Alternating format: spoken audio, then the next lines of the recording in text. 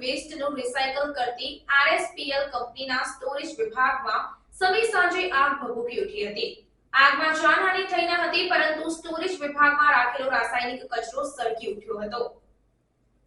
પાનોલીમાં recycle hazard વેસ્ટનું recycle કરતી RSPL કંપનીમાં માલ સામાનની હેરાફેરી કરતી હાઇડ્રોલિક ગાડીમાં કોઈક કારણોસર આગ ફાટી નીકળી હતી।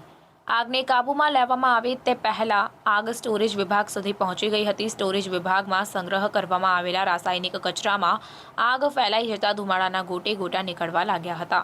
બનાવની જાણ થતાં 8થી વધુ ફાયર ફાઇટરો સ્થળ પર દોડી આવ્યા અને આગ પર કાબૂ મેળવવાના પ્રયત્નો હાથ ધર્યા હતા।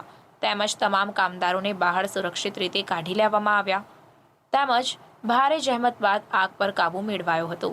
આગ સ્ટોરેજ વિભાગમાં હાઇડ્રોલિક ગાડીમાં શોર્ટ સર્કિટ થતાં આગ લાગી હતી। સ્ટોરેજ વિભાગમાં વિવિધ કંપનીના અલગ અલગ રાસાયણિક વેસ્ટ મટીરિયલ સ્ટોરેજ કરવામાં આવે છે, જેને રિસાયકલ કરી બાય પ્રોડક્ટ બનાવાય છે।